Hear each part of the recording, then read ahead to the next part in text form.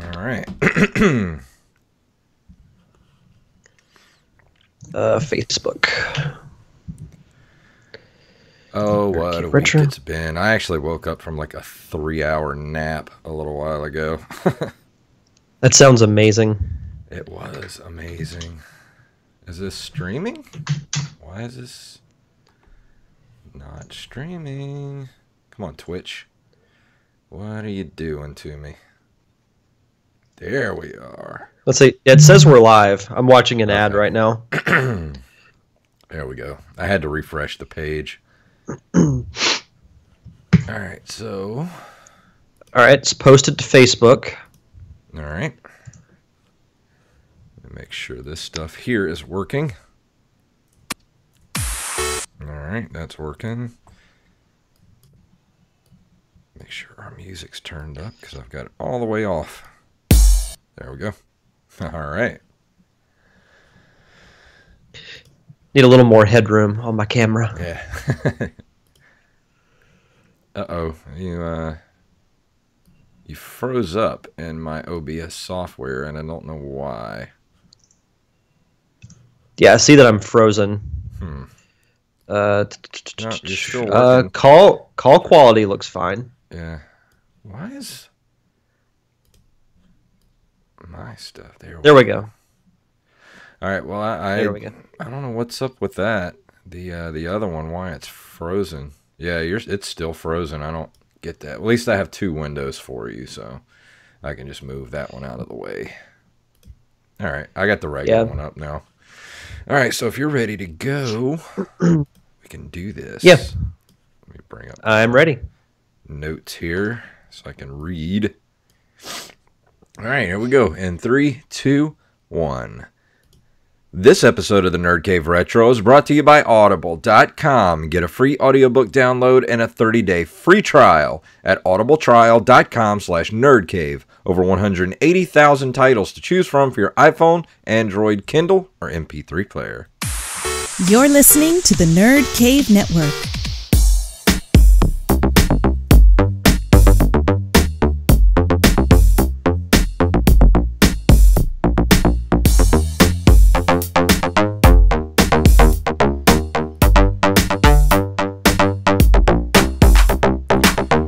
Greetings, programs, and welcome back to the Nerd Cave Retro Show. My name is Jason Robbins.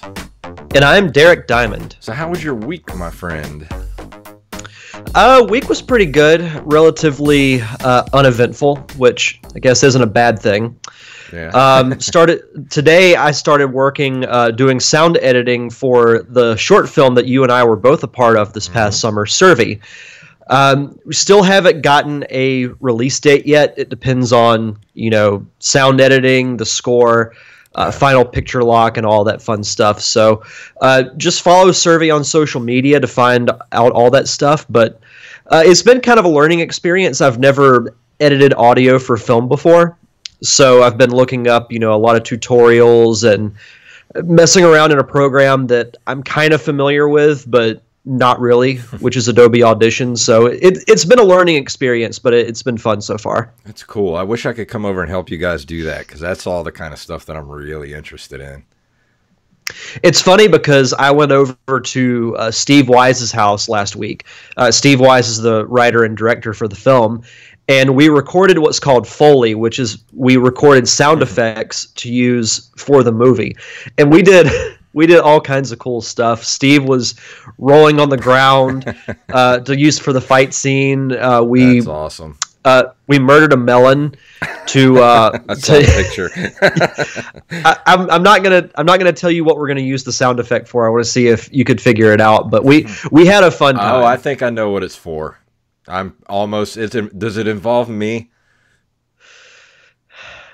I cannot confirm or deny that. I think I know exactly what it's for, so I can't wait to see that. When I see it on screen, I'm going to scream, "Melon!" I wanted to put a, how if like on a TV show, someone like one of the actors passes away, they put in memory of, whatever the actor's name is. I wanted to put in memory of the melon. Hashtag never forget. We should put it at the very end of the credits, in memory of the melon. Yep. This movie's for the melon. Yes, I can't wait till it comes out. We'll definitely let everybody know when and where they can see it that's listening to the show right now. Absolutely. But what about you, sir?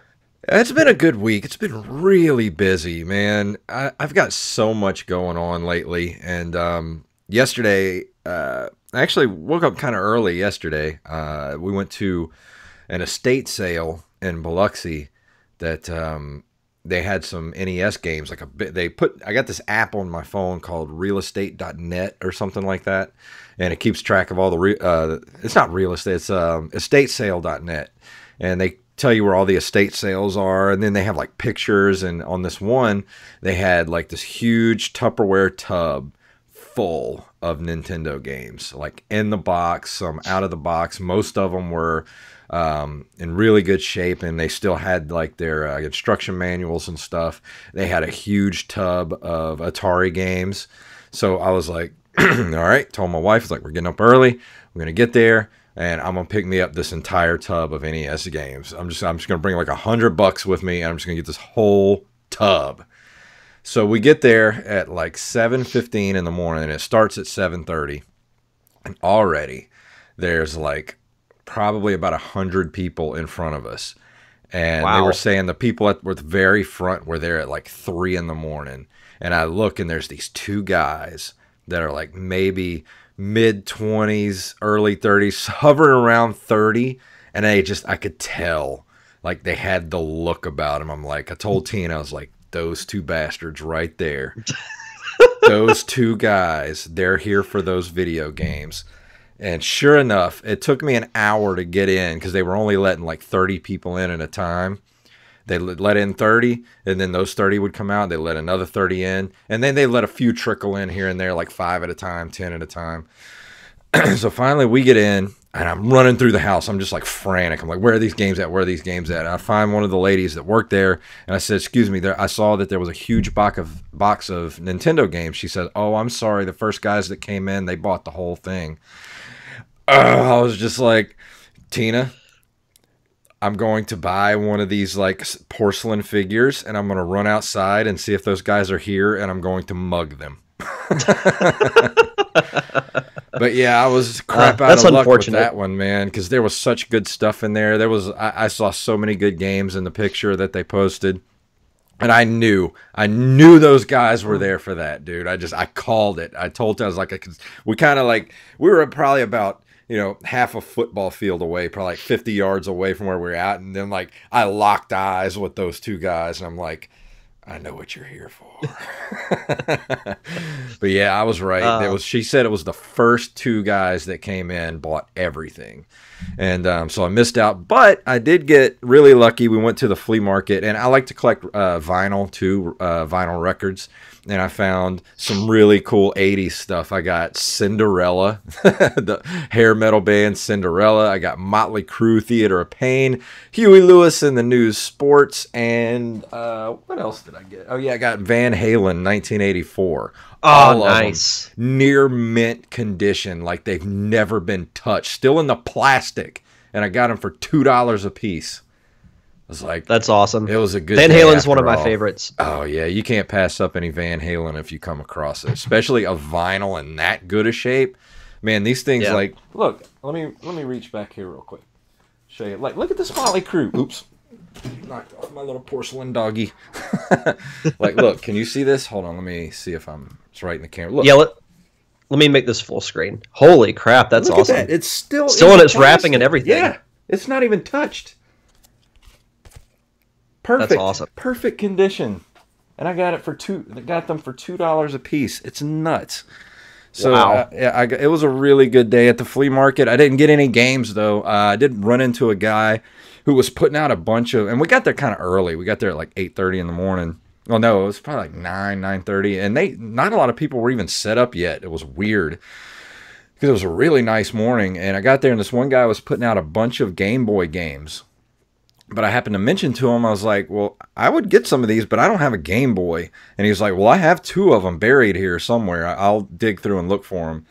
And I told him, okay, well, I'm going to go look around a bit, and I'll come back. And if you have a Game Boy, I'll buy a Game Boy, and I'll buy some games.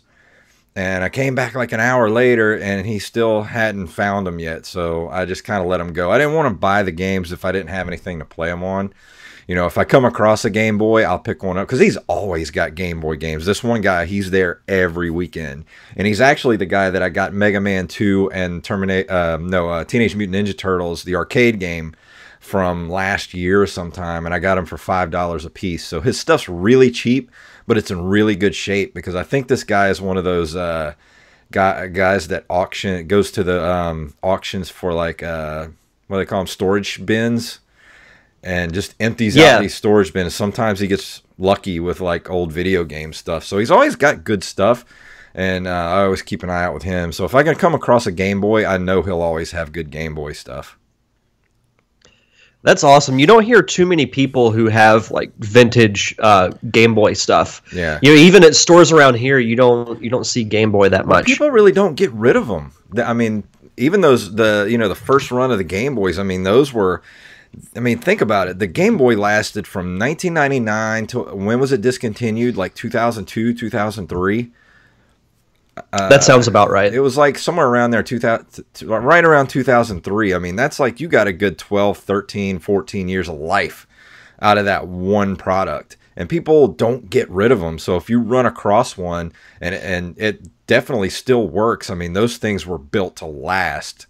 And, if you find one, definitely pick one up. For sure.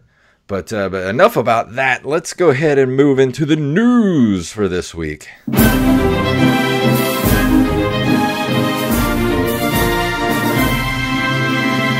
Coming to us from RetroGamer.net, the official Dreamcast book smashes Kickstarter goal. This is something I've been looking at for quite a while. Ever since a couple of years ago, Pat the NES Punk did his book, The Ultimate NES Guide, that he funded on Kickstarter, and I actually saw a copy of it at our local retro game shop that I wanted to buy. I think he's coming out with another print of them really soon, and it's a really nice, like, big, thick book of where he went through and they, him and a couple other people, they reviewed every single Nintendo game, like licensed Nintendo game. Wow. And put this whole book together of the Ultimate Guide to the NES. That's what it's called. It's the Ultimate Guide to the NES Library. And this is another one I've been looking at. It says, if you're a fan of Sega's last throw of the dice in the console hardware market, you'll be very pleased to know that Read-Only Memory has been successful in funding its Sega Dreamcast Collected Works project with the goal of creating a high-quality book full of Dreamcast artwork, production sketches, screenshots, and more. The publisher was looking for £68,000, which I don't know what this is in American dollars, but it's got to be somewhere around there. It has far exceeded that target with over £80,000 pledged at the time of writing. If this sounds like your kind of project, books are available for a £35 pledge, and 3 special editions themed around Jet Set Radio, Shenmue, and Phantasy Star Online are available for a £150 pledge. For more information or to make your own pledge, visit the Sega Dreamcast Collected Works Kickstarter page by clicking here. And that's in the article. Yeah, it's actually right now, it's at $121,864. And for about $46 is where you get your name listed in the book as a benefactor. And you includes the Sega Dreamcast Collected Works and Kickstarter exclusive high production Shenmue bookmark. And that's you gotta love bookmarks. Yeah, and then $92 you get 2 of the books, 2 of the Kickstarter exclusives. So if you want to check that out, just go to Kickstarter and go to Sega Dreamcast Collected Works, and it will take you right to that page. Oh, for those who are curious about the pounds to dollars ratio, it says here they were looking for 68,000 pounds. Converted to dollars is $91,940. Wow, that's a lot of money, especially for a book. That's quite a bit of money. Let's see. And then over 80,000 pounds was contributed, which is $108,164. Yeah, as of right now, it's at $121,864. So it's well beyond that. And it still has 17 days to go. So this thing's probably going to double that, I'd say, probably. For sure. Least. It's pretty close to it now. And, Yeah. I'd never read about this story before, but it's definitely interesting because the Dreamcast, like, I didn't hate the Dreamcast system. I actually did own one for a period of time for the Sonic games, and even Phantasy Star Online was a lot of fun. Yeah. But I feel like the Dreamcast never really got the opportunity to really succeed because the PlayStation was out. I want to say the Xbox was either out or was about to come out. Yeah, it's just kind of, Sega got kind of lost in the shuffle with Sony and Microsoft coming into the game. No pun intended, but the Sega's they're still doing well for themselves. I mean, they still make games. They had Sonic Mania come out. They've got a Sonic Forces coming out later this year. So Sega's still around. They're just not doing consoles anymore. I think it's best for them to I don't know, maybe one of these days, if they can come up with a cutting edge, a console, or come out with something that could not necessarily rival the PlayStation or Xbox, but if it comes out and it's something that's completely on its own and it stands up as well as the Switch, I think Sega would have another shot at the console market. But I don't know. I think Sega's better off focusing on games and, like trying to get, Crash Bandicoot back out there, get Sonic back out there, try to make better games so that people don't, look that, Sonic's kind of been sullied over the last few years because of those horrible 3D world games.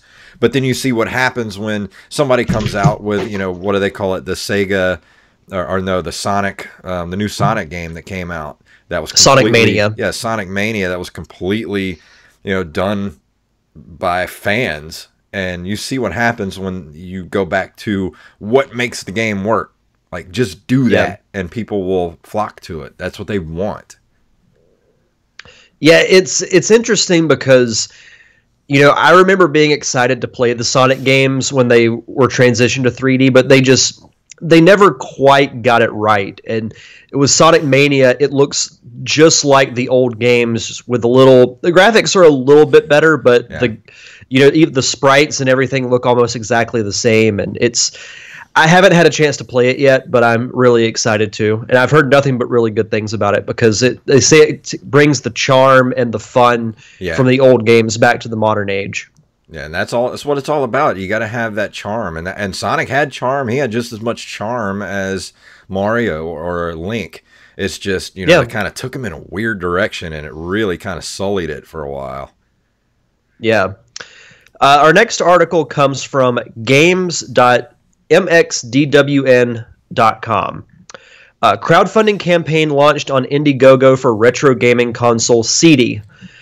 And their logo is actually kind of cool if you look at the article. CD LLC recently published a crowdfunding campaign via Indiegogo for their new retro gaming system. They launched for the CD console, which is a game console that plays original discs from PlayStation 1, Neo Geo 3D, TurboGrafx CD, Sega CD, DOS PC, and more. Well, and the picture actually shows... It looks like you can actually play console games on it as well. Because it's got a picture of a Genesis cartridge. Yeah. Let's see. It was created to give gamers a chance to play their favorite retro titles on new TV sets and all in one place. Some companies offer remastered versions of classic games already, such as Sony's newest Okami HD and Nintendo's port of old Mario arcade games coming to the Switch. But not all old titles are featured in the newer system's libraries. There are still games that remain in their original format and can only be played on their original console. Using CD, gamers who still have their original cartridges, CDs, DVDs, etc. will be able to play them using one system, and graphics will look better with the optical drive technology. Some of CD's other features include streaming from YouTube, streaming audio files, HDMI features to allow CD and DVD burning, and backing up and sharing emulated games. This sounds amazing. Yeah, well, this is actually worded kind of weird. It says streaming from YouTube. Does that mean it's going to have like a YouTube app on the machine, and you can stream your games to YouTube on your own channel, or can you just watch YouTube videos on the machine? Yeah, the wording of that is really interesting. It also says here, using original cartridges such as those from the NES will require purchasing a Retrode adapter that can be hooked up to CD without issue. So, in theory, this sounds really cool. Oh, so that must be what this thing is, because the CD itself actually kind of looks like almost like a modem, but with a CD drive in it, and then it's got this little offshoot with this other little thing on the side of it that connects to it that has the Genesis cartridge in it. So I imagine they're going to have different ones for like Genesis, Nintendo, or because I don't see any other slots on the machine, or maybe there's one behind the Genesis cartridge. It looks like there's one right behind it, yeah. Okay. So that'd be cool. And you can even see here on the side, it looks like they have a plug-in for a Super NES controller. Yeah, I do see that. Yep, that's right on the right side there, and it's got the Genesis controller ports right in the front. But I would contribute to this. I don't see, because this actually might be one that's like an 8-bit and one that's a 16-bit, because this actually looks like it might be Super Nintendo that goes in right behind the Genesis slot, because if that's a Super Nintendo controller port, I don't actually see a regular Nintendo port, so there might be a separate one that uses an NES and maybe a Mega Drive, or what do they call the original Sega? Is it the Mega Drive? That Master System. Master System. Yeah, I kept thinking Mega Drive, but the Master System. There might be two different ones. Could be. But it looks very interesting, though. Like I would strongly consider getting one of these. Yeah, this actually looks really cool, especially because of something like this. This completely wipes out the need to have to go get like a PlayStation and TurboGrafx 16 and all that stuff. You can just get not even worry about it and just get this one machine, and you can do it all in one place. And that's awesome. Yeah, absolutely. But moving on, let's go ahead and move into this month in video game history. Starting in September 1st of 1988. Nintendo revamps Doki Doki Panic and releases it as Super Mario Bros. 2 for the Nintendo Entertainment System in America and the PAL region. This game would be released in Japan as Super Mario USA in 1992. One of my favorite Mario games of all time. I love how different this game is, and it kind of transitioned from what we knew of Super Mario Brothers into the later games like Super Mario Bros. 3 and Super Mario World, all those games, because they all kind of took, something from Super Mario Bros. 2, because it was like, I'd say Super Mario Bros. 3 was almost like a mashup of Super Mario Bros. 2 and Super Mario Bros. 1. I know we've spent numerous episodes of this podcast defending this game because a lot of people don't like that it's different, but I actually do. I never knew until, years and years later that they revamped a Japanese game just with Mario characters. I always just thought it was Mario Brothers 2.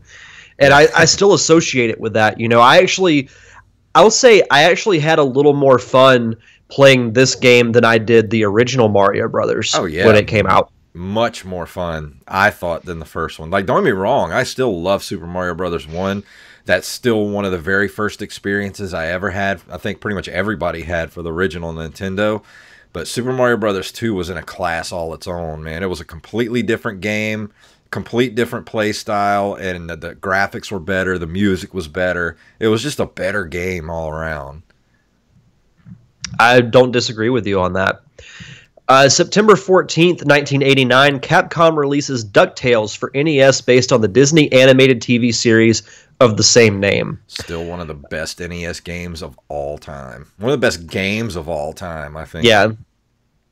Yeah, I remember when we reviewed this with Paris Lilly, I just remember still haven't played the original NES version, but I have played the remastered that's on Xbox 360, and it's a lot of fun. It is. It's one of the more challenging platformers, but I think that's a good thing. Oh yeah, if you've never played DuckTales, you are doing yourself a disservice by never having played that game, either on the Nintendo or the remastered version.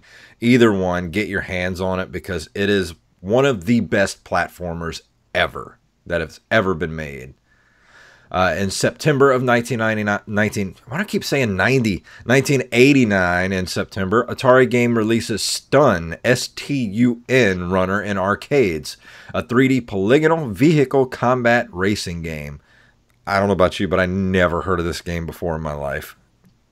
Nope. And there's not even never heard of this. There's no link either, so I'm not going to click anything. Yeah. September of 1994. Now we're in the 90s. Yeah, now we're in the 90s. Microprose releases Master of Magic. I've never heard of this. I'm looking at the box cover art. It reminds me of... It looks like a book cover. Yeah. It looks like a book I would find in like a school library. Looks like a point-and-click adventure to me. Yes. A little description about it. It says it's a single-player fantasy turn-based strategy 4X genre video game created by Semtex and published for MS-DOS in 1994. The player is a wizard attempting to dominate two linked worlds. From a small settlement, the player manages resources, builds cities and armies, and researches spells, growing an empire and fighting the other wizards. Oh, this is the kind of game that I love. I would get so sucked into playing this game, I must never play it. City building games and world building just get me every time, man. I have to stay away from them. On September 9th of 1994, the Super NES version of Mortal Kombat 2 is released with all blood and fatalities left intact. The first major release on any Nintendo console at that point to have such content. If I'm not mistaken, I think the content was there, but you had to enter a code or you actually had to go into the settings to turn on the blood and gore. Because I think originally it wasn't the blood green, or it was colored clear like sweat or something like that. Yeah, that sounds right. I'm looking it up right now. I remember it being a big deal when they took it out for the first game. Yeah. You know, a lot of people weren't happy about that. Doesn't really say anything about it. SNES version. Oh, here it is. It just... the SNES version was developed by Probe Entertainment. Because of poor sales of the censored SNES version of the original game, Nintendo decided to allow depictions of blood and fatalities this time around. Because the industry-wide rating system was not expected to be in effect until November 1994 at the earliest, this version had no formal rating. Instead, a warning label was put on the game's box in order to inform prospective buyers about the game's mature content. The Japanese version, however, is censored to a degree with green blood for all fighters, as well as the screen colors turning black and white for all character-specific lethal fatalities. John Tobias favored this version over the Genesis version, stating, "I would go so far as to say that the Super NES version is one of the best arcade-to-home conversions I've seen."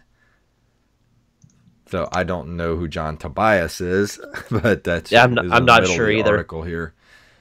But yeah, I think that's might be where I'm getting that from. I think the Japanese version was actually green blood. But I do remember on one of the Mortal Kombat games, you could actually you actually had to turn on the red blood in the settings or something like that, because the default was like blue or green or something like that. Yeah. Yeah, I do remember there being, censoring of some type. Especially, because I just remember the huge backlash that happened when the first game. Oh, that game was a big deal when it came to the home console. It was a big deal all around. Like when it first came out, when it went to home consoles, like that game caused a lot of problems for the video game industry back then. Yeah, I still remember a few years ago when they did. I think it was Mortal Kombat 9 for PlayStation and Xbox. That game was a big deal when it came out, because it kind of reintroduced Mortal Kombat to a new generation. Yeah. And it's still up there on my list of Mortal Kombat games. It's a lot of fun. And to close out this month in video game history, on September 22nd of 1994, Origin Systems releases Looking Glass Studios' System Shock. I have never heard of this, but the cover art makes me think of Galactus from the Fantastic Four. Yeah, this is actually the game that was the spiritual grandfather to God, why can't I think of the name of that? Every time I try to think of the name of that freaking game, it's BioShock. Yeah. This is kind of like the spiritual godfather of BioShock. Yeah, and it says it right here. I guess I could have read that. The 2000 game Deus Ex also and the 2007 game BioShock are spiritual successors to these games. It actually says here a remake of the original game is scheduled for release in 2018. Yeah, they've been talking about that for quite a while. I don't know if that's actually going to happen, but it sort of falls into the category of... what was that one game? Duke Nukem that was in development for like 15 years. It's kind of the same. Yeah. Falls into the same category. They've been talking about redoing System Shock for years. Yeah, I personally have never heard of it, but it looks interesting. But that moves us into right before our review. But before we do that, Derek, I will let you tell them about books this week. So for you, the listeners of the Nerd Cave Retro podcast, Audible is offering a free audiobook download with a free 30-day trial to give you the opportunity to check out their service. Do you have any books that you would like to recommend, sir? Not so much this week. I really haven't been listening to any audiobooks this week, but I will say again, if you want to get your money's worth, which is free, I would suggest going to get Stephen King's It or Stephen King's The Stand, which is also an excellent book. I know for a fact that Stephen King's It is 44 hours long, which is a lot of content. So let me look up The Stand. That one, for that one, you're getting 47 hours and 52 minutes of content for free if you use our code. And I'll give a little love to, and this is kind of a tease for my show this week. Pilot X by Tom Merritt is also available on Audible. So if you like sci-fi, definitely look into that one. And you can listen to samples of various books as well, just so you can kind of get the feel of it. Because I know with, some books it's just somebody reading, but others there's sound effects, multiple voices. So it's kind of like a radio drama. Yeah. As opposed to just a book. Those are the ones I like. That's why I like the Star Wars books so much, is because they're almost like a radio play. Yeah. Yeah, some of the Star Wars books are really, really good. But to do that, just go to audibletrial.com/nerdcave. Again, that's audibletrial.com/nerdcave to get your free audiobook download and 30-day free trial. And then this week, we're going to be talking about...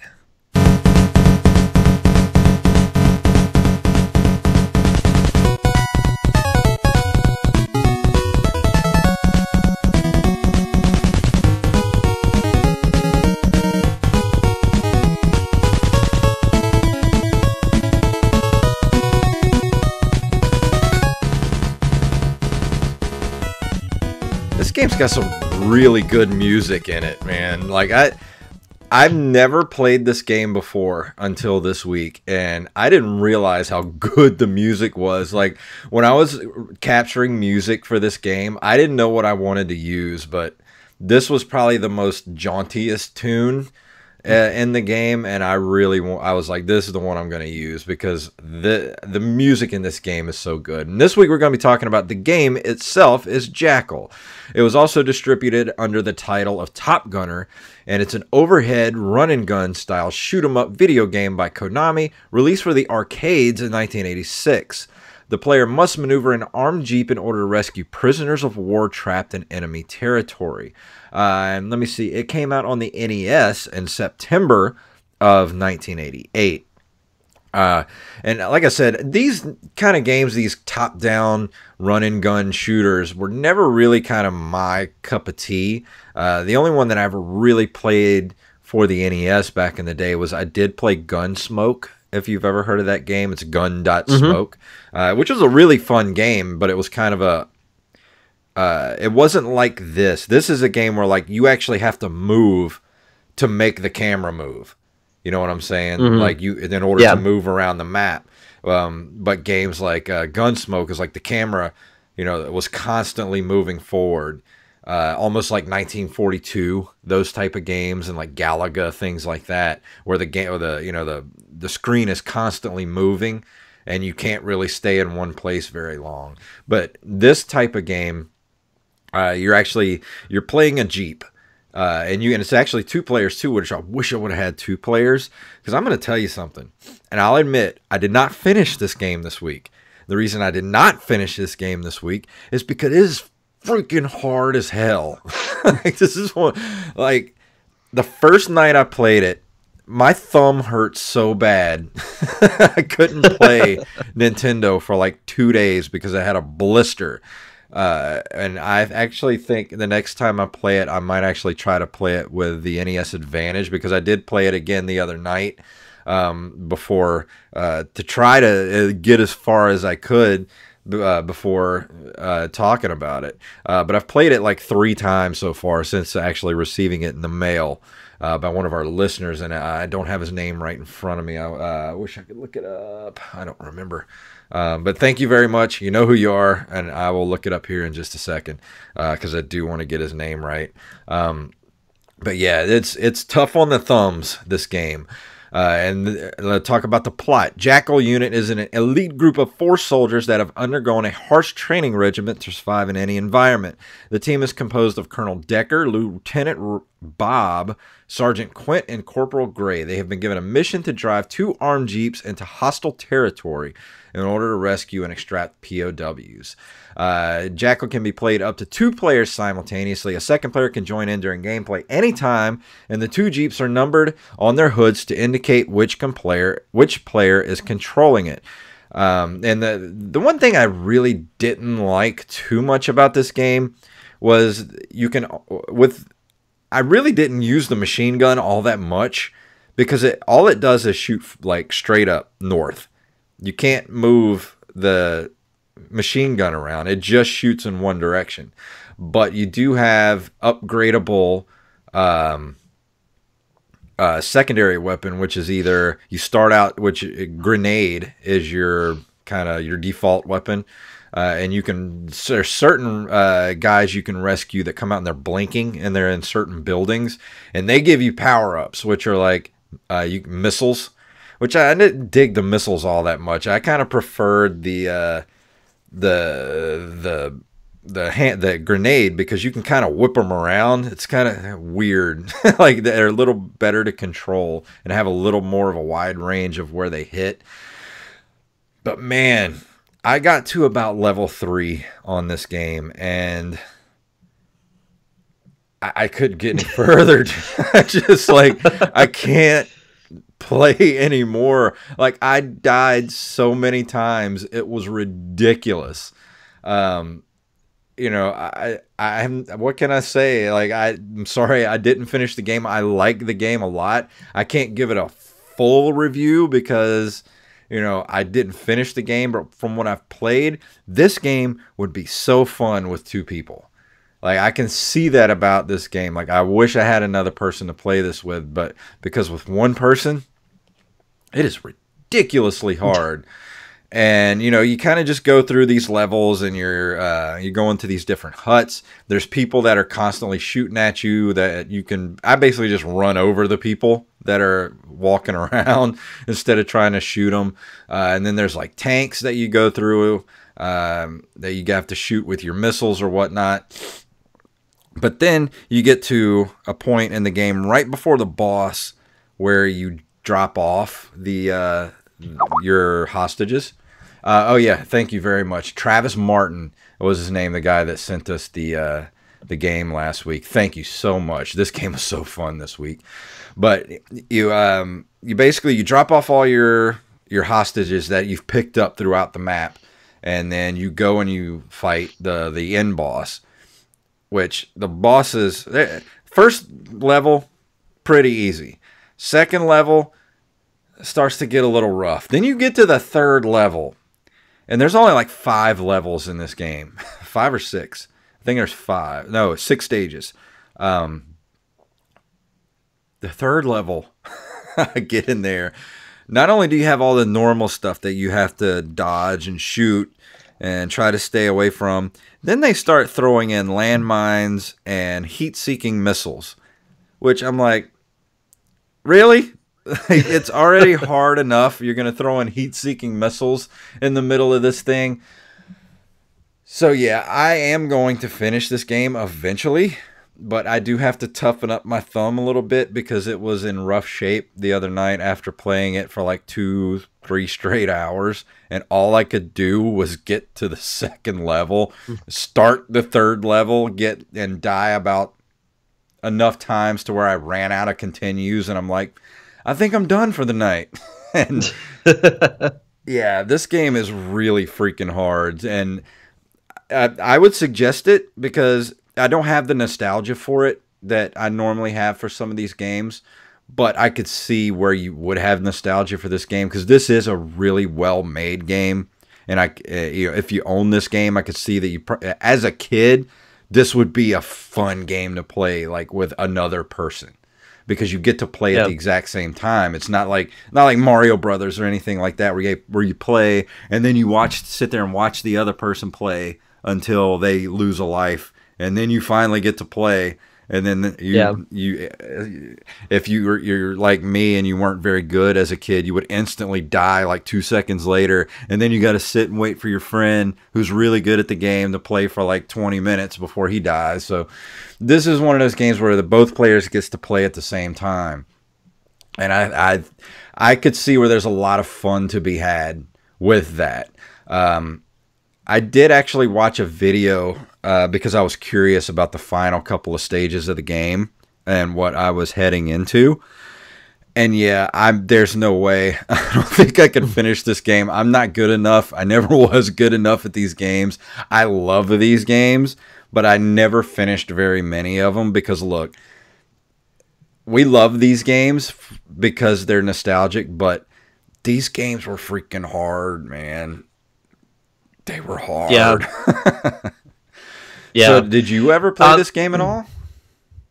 No, I'd actually never heard of it until until Travis sent it to you and you let me know that you got it.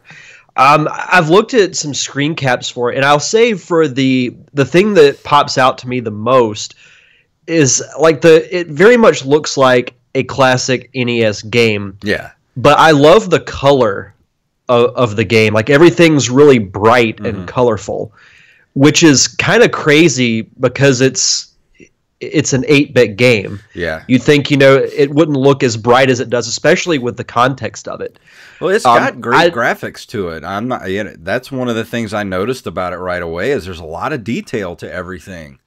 And everything's really easy to see. I mean, I've played a lot of games where stuff's really hard to see, because of the limitations of the graphics, but not this game. Like, even as small as some of the people are on screen that are shooting at you, it's still relatively easy to see them. Yeah, I'm looking at a screen cap now of what looks like a desert of some type, and you have, your grains of sand, you've got some trees with leaves that are pretty detailed, and various other things in it. It looks like a good game, and I'll actually say what we should do maybe sometime during the holidays, we should do like a special Nerd Cave Retro Let's Play. I'd love to do this that. Game. We should. Yeah, I think it would be really fun for us to do that.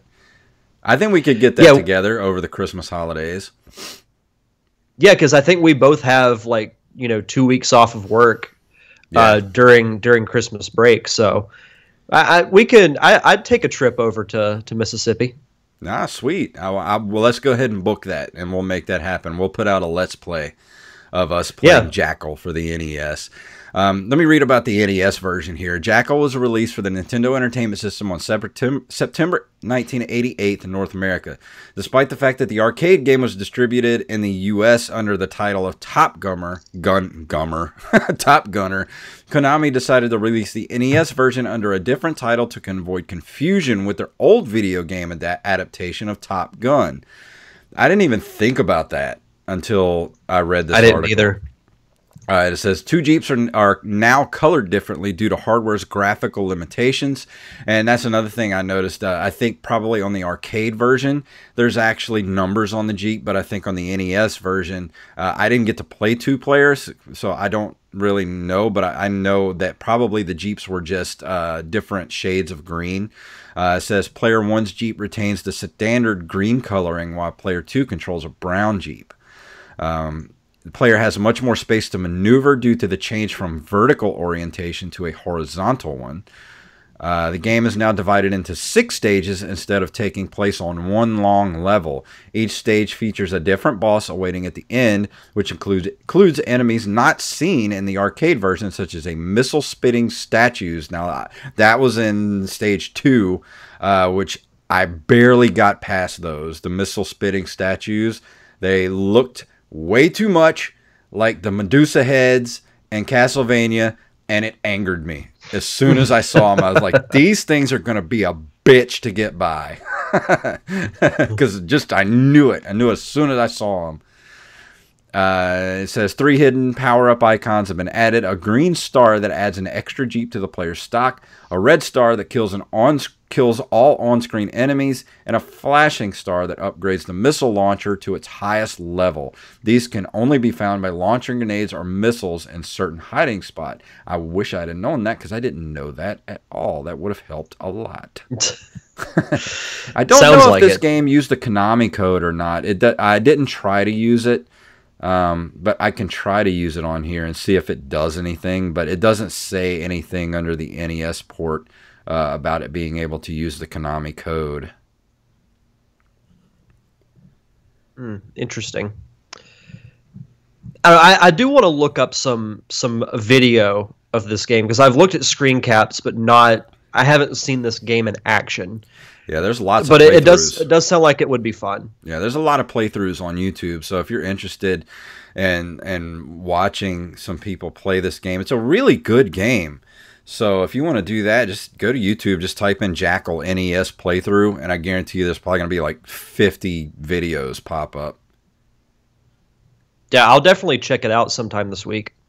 But yeah, there's not really much as far as story in the game. Like, I told you the plot of the game, but this isn't the type of game like, Ninja Gaiden or anything like that where there's like cutscenes or anything like that. It's just kind of like you go through each level, you rescue as many of the POWs as you can, you defeat the boss, and then you move on to the next level, and you basically do the same thing over and over again for 6 levels.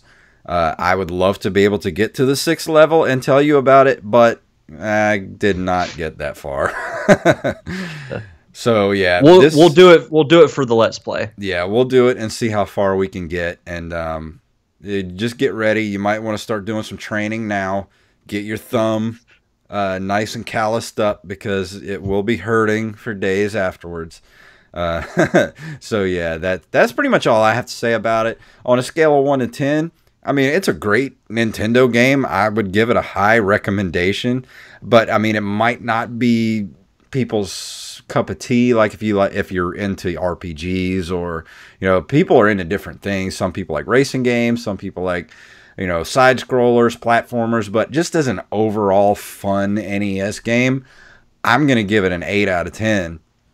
And they're not that expensive either. Like I've seen this game at the local retro shop for like maybe $5-6, like a good copy of it, because these aren't very rare by any stretch of the imagination. So you can pick up a copy of this for really cheap if you have a Nintendo or a retro console and you're interested and you like these type of games. I'll give it a high recommendation. I'd say go pick up a copy of it right now.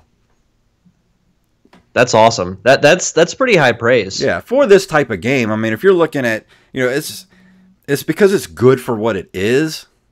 I mean, I'm not, if it comes down to like, would I rather play this or Legend of Zelda? Of course I'm going to pick Legend of Zelda because, that's my type of game. Or Metroid, that's my type of game. But as far as just a regular sit down and play fun factor, this is a really fun game. So I I mean look forward to that's what playing I'm it. basing it on, because like I said, these aren't really my cup of tea. Like I did play, I think 1942 for the NES when I was a kid, and I did play Gunsmoke. But other than that, the kind of top-down run and gun shoot 'em up games, they weren't really my thing. Yeah.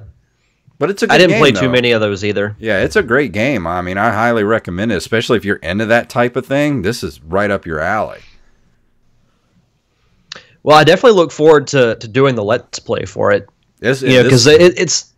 Oh, go ahead. I was going to say, this will make a great Let's Play. I think we should definitely talk about doing that over the Christmas holidays. I think people would enjoy that. Oh, absolutely. But that's all I have for it. If you got anything else you want to throw in about it.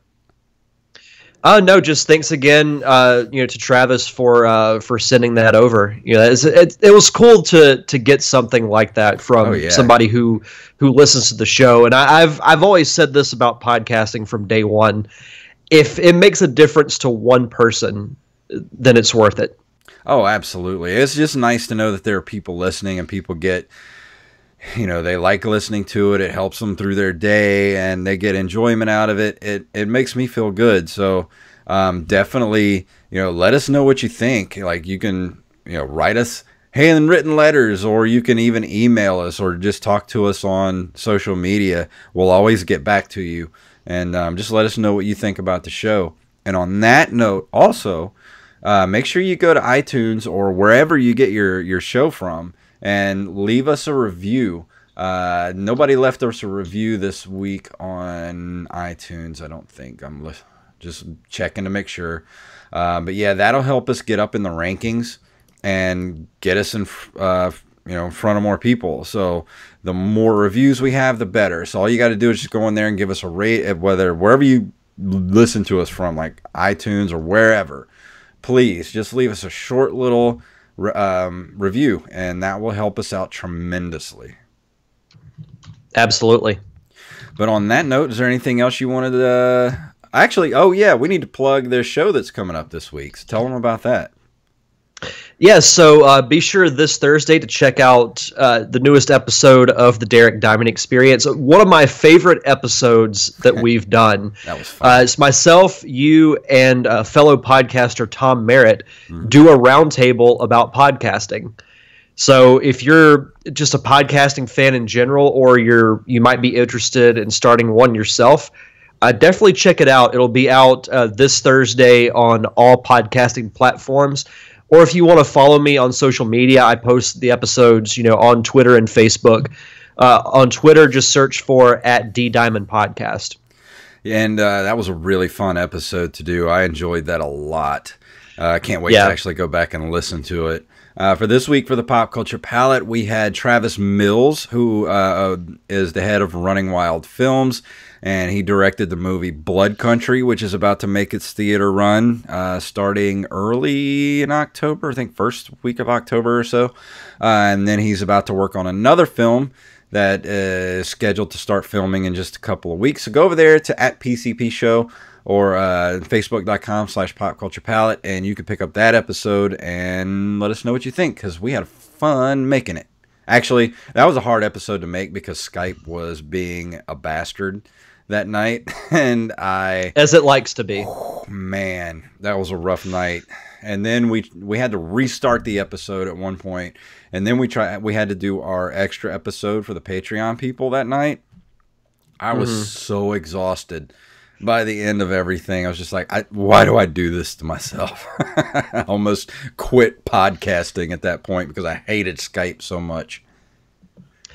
It's, even though we're using it right now, I can tell you from experience, it's a terrible software. Yeah, it's awful. I hate it. I wish there was. Yeah. There has to be something better.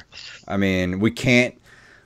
Microsoft or Google, whoever owns Skype now, please do something with it. That's our plea right now. Please help out podcasters, because we need a better version of Skype. Something better. We just put one guy on it. Or the one guy you have working on it right now, the one guy that's down in the basement in the corner that you won't let go to lunch. Like, just give that dude like one more guy down there to help him update Skype and make it better. That's all he needs. Like, and give the guy a sandwich. Poor guy. He's been down in the Microsoft basement or Google basement for like 6 months now. Hasn't seen the light of day. And he's had like, 3 cups of soup in the past 6 months. So please just throw the guy a bone and give him some help down there to update Skype. He probably has to Google the sun to see what it looks like. Yeah. That's how long he's been down there. But on that note, let's go ahead and get out of here. What do you say? Let's do it. Music here. If you would like to email us, you can email us at nerdcaveretro@gmail.com. We're on nerdcaveretro.com. We're on Instagram and Twitter at nerdcaveretro. You can follow us individually on Twitter at jfunktastic and at Derek_Diamond. And we're on Facebook.com/nerdcaveretro. So Derek, tell them what it's all about. May the way of the hero lead to the Triforce.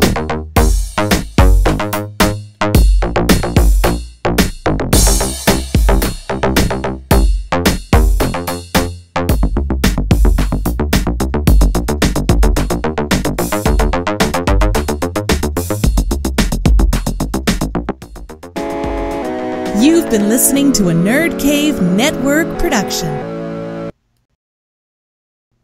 Wow.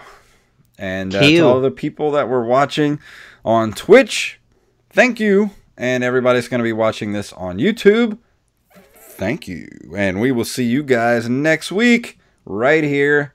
Same bat time, same bat channel. Goodbye.